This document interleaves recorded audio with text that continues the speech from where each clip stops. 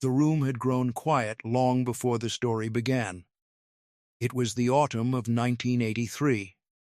Nearly 4 decades had passed since the guns of World War II had fallen silent. In a hotel banquet hall filled with gray-haired veterans, old photographs, faded unit patches, and memories that refused to die, groups of former soldiers sat around round tables, sharing stories from a war that had shaped their lives forever. Some spoke about Normandy. Others remembered the freezing forests of the Ardennes. A few laughed about the strange moments that somehow happened even in the middle of chaos. Then someone mentioned General George S. Patton. The room immediately became more attentive. Patton's name always had that effect. For some men, he was the greatest battlefield commander America produced during the war. For others, he was demanding, stubborn, impossible to satisfy, and sometimes terrifying. But nearly everyone agreed on one thing. When Patton believed something was right, nobody could stop him. As stories moved from table to table, one elderly veteran leaned back in his chair and shook his head. Of all the things he had witnessed during the war, one memory stood above the rest. It involved a sergeant, a promotion, and an action by Patton so unexpected that men talked about it for decades afterward. As the veteran began speaking, the room slowly faded away. The memory carried everyone back to Europe, back to 1944, back to a time when thousands of American soldiers were pushing across France after the breakout from Normandy, and back to a sergeant whose future seemed to have already been decided. His name was Sergeant William Harris. Like countless non-commissioned officers in the U.S. Army, Harris was not famous. No newspaper wrote stories about him. No photographers followed him around. No politicians knew his name. But the men who served under him knew exactly who he was. He was the kind of sergeant soldiers trusted, the kind who walked instead of riding whenever his men were marching, the kind who checked foxholes personally before going to sleep, the kind who never asked others to take risks he would not take himself. By the summer of 1944, Harris had already spent years proving himself. His unit had landed in Europe during one of the most dangerous periods of the war.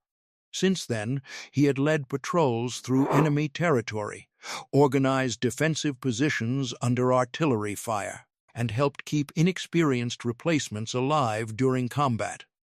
Again and again, officers praised his performance. Again and again, recommendations for promotion moved up the chain of command. And again, nothing happened. At first, Harris ignored it. The war was more important than rank. Men were fighting and dying every day. A promotion could wait, but eventually, something became impossible to ignore. Younger soldiers with less experience began receiving promotions ahead of him. Some had never seen the level of combat Harris had endured. Others had served only a fraction as long. Yet somehow they continued moving upward while he remained exactly where he was. The soldiers noticed. The officers noticed. Even neighboring units began wondering why such an experienced sergeant had not advanced. The answers were never clear. Some blamed paperwork, others blamed administrative confusion. A few suspected personal disagreements within headquarters. Whatever the reason, the result remained the same. The promotion never came. As American forces pushed across France during August and September 1944, operational tempo increased dramatically. Patton's Third Army was moving at extraordinary speed. Entire units covered distances that military planners had never expected. Fuel shortages became constant problems. Supply lines stretched across enormous distances. Every day brought fresh challenges. In this environment, capable leaders were priceless. and Harris continued proving his value. Near the city of Nancy in eastern France, his platoon encountered fierce resistance from German defenders positioned along key approaches. During one particularly dangerous engagement, confusion spread after several leaders became casualties. Radio communication failed. Visibility was poor. Enemy fire was intense. Situations like this often turned into disasters. Instead, Harris stepped forward. Witnesses later recalled him moving from position to position under fire, reorganizing scattered soldiers and restoring order. He directed machine gun teams, he coordinated movement, he ensured wounded men reached safety. Most importantly, he prevented panic. The position held. The mission succeeded. Afterward, officers once again recommended him for advancement. The paperwork moved forward, and once again the recommendation disappeared into the system. Weeks passed. Nothing changed. By October 1944, frustration was growing among many who knew him, yet Harris himself rarely complained. That may have been part of the problem. Men who complained often attracted attention. Men who quietly did their jobs were easier to overlook. Meanwhile, combat continued. Cold weather approached. German resistance hardened. Every mile became harder to gain. Then came the event that changed everything. It began with a routine inspection. General Patton was famous for inspections. He paid attention to details. He examined equipment. He questioned soldiers. He demanded high standards. His visits often created anxiety throughout entire units. Nobody wanted to be unprepared when Patton arrived. In early November 1944, one such inspection took place near the front. Vehicles were lined up, weapons were cleaned, uniforms were checked. Officers prepared carefully. Patton moved through the area with his staff. As always, his eyes missed very little. At one point, he stopped to speak with enlisted soldiers. He often did this unexpectedly. Questions came quickly. Where were they from? How long had they been overseas? What combat had they seen? How was morale? One answer led to another. Eventually, someone mentioned Sergeant Harris. Not because they intended to complain, not because they wanted special treatment. The subject simply emerged during conversation. Patton listened. Then he asked another question. And another. The more he heard, the more interested he became. Experienced combat leader. Excellent performance. Repeated recommendations. No promotion. Something did not make sense. Patton disliked things that did not make sense. The conversation ended. The inspection continued. Most people assumed nothing would come of it. After all, a commanding general oversaw enormous operations involving hundreds of thousands of soldiers. Why would he spend time investigating one sergeant's promotion? The answer would soon become clear. Later that day, Patton requested information. Staff officers gathered records. Personnel files appeared. Recommendations were reviewed. Reports were examined. What they found surprised even them. The documentation supporting Harris was extensive. Combat evaluations were strong. Performance reviews were excellent.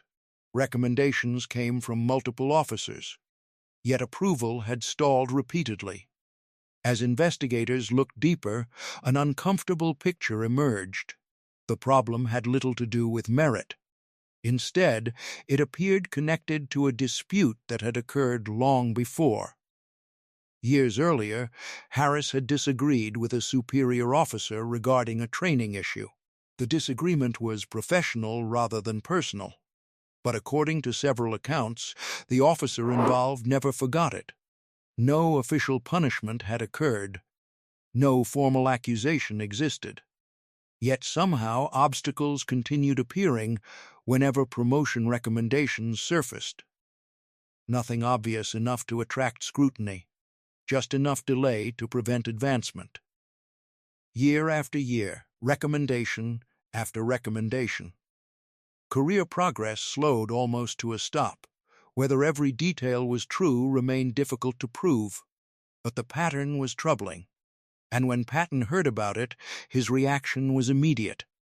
The general believed strongly in performance. He expected results. If a man could lead soldiers successfully in combat, Patton valued that above many other considerations. The idea that personal grudges might interfere with battlefield leadership infuriated him.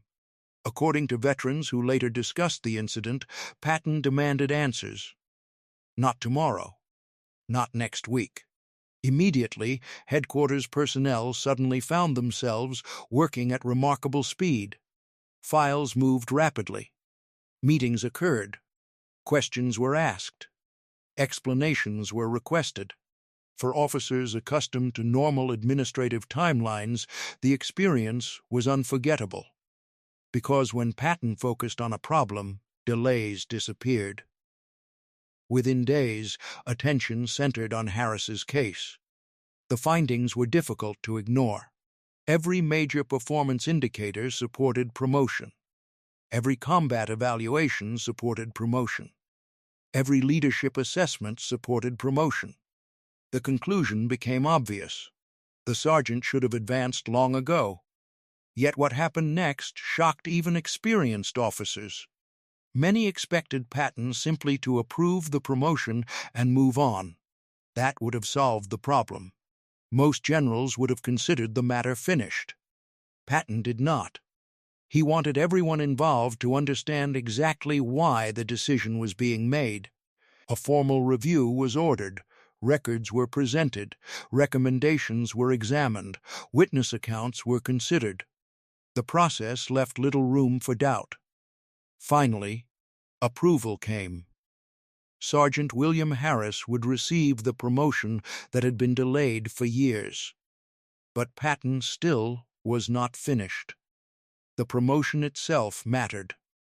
The message mattered even more. Veterans later recalled that Patton used the incident as an example for commanders throughout the chain of command. Leadership positions existed for capable leaders, not favorites, not friends, not political allies. Capable leaders. The distinction was important, especially during wartime, because soldiers depended on competent leadership for survival. When rank failed to reflect ability, everyone paid the price. The promotion ceremony itself was relatively simple. No reporters attended, no cameras recorded the moment. No one imagined the story would survive for decades. Yet the impact on those present was enormous. Many soldiers already respected Harris. Now they saw something else. They saw a system, however imperfect, finally recognize what they had known all along. For Harris, the moment was meaningful, not because of prestige, not because of extra authority, but because years of service had finally been acknowledged. The recognition mattered, especially coming after so much frustration. As winter approached, new challenges emerged. Within weeks, the Battle of the Bulge would begin. American forces would face one of the most dangerous periods of the European War. Experienced leaders became more valuable than ever. And Harris continued serving exactly as he always had. The promotion changed his rank. It did not change his character. Veterans later remembered that detail clearly. Some men became different after advancing. Harris did not. He still checked on his soldiers. He still shared hardships. He still led from the front. The qualities that earned respect remained unchanged. Years later, many of the soldiers who served with him struggled to remember specific dates. Some could not recall exact locations. Certain details blurred with time. But they remembered how the event made them feel. Because the story was never really about paperwork. It was never really about rank. It was about fairness. In war, soldiers accepted many hardships. They accepted danger. They accepted exhaustion. They accepted uncertainty. What they struggled to accept was injustice, especially when it affected good leaders. The belief that effort and performance mattered was essential to morale. Without that belief, trust weakened. Patton understood this. Perhaps that explains why he reacted so strongly. To outside observers, one delayed promotion might seem insignificant compared to massive military campaigns involving entire armies. But armies are built from individuals. Every soldier notices how leaders are treated. Every soldier notices whether merit matters. And every soldier notices when someone finally stands up for what is right. Back in the reunion hall in 1983, the veteran paused. For a moment, nobody spoke. The story had transported everyone back to another time. Another world. A world of muddy roads, distant artillery, cold mornings, and young men carrying enormous responsibilities. Someone eventually asked what happened to Harris after the war. The veteran smiled. Like many members of his generation, Harris returned home quietly. He built a life, raised a family, worked hard. He never became famous. Most Americans never heard his name. But among those who served beside him, respect endured. The veteran then made one final observation. Over the years, countless books had been written about Patton. Most focused on battles, tank advances, campaign maps, strategic decisions. Those things mattered. They changed history. Yet stories like this revealed something else, a side of leadership often overlooked, the willingness to notice one soldier among thousands, the willingness to challenge a decision that seemed wrong, the willingness to act instead of simply looking away. As the evening continued, conversations resumed around the room. But the story lingered, because in many ways it captured a timeless truth. Great leadership is not measured only during famous victories. Sometimes it appears in smaller moments, moments when nobody expects action, moments when doing the right thing requires effort, moments when someone with power chooses to use it fairly. For the veterans who remembered that promotion, the lesson never faded. Long after the war ended, long after uniforms were packed away, long after battlefields became quiet fields once again, they remembered the sergeant who had earned advancement years before receiving it. They remembered the system that nearly overlooked him. And most of all, they remembered what happened when General George Patton learned the truth. Because on that day, a promotion became more than a promotion. It became proof that merit still mattered, proof that good leadership could still be recognized, and proof that even in the largest army America had ever assembled, one deserving soldier could still be seen. That is why the story survived. That is why veterans kept telling it.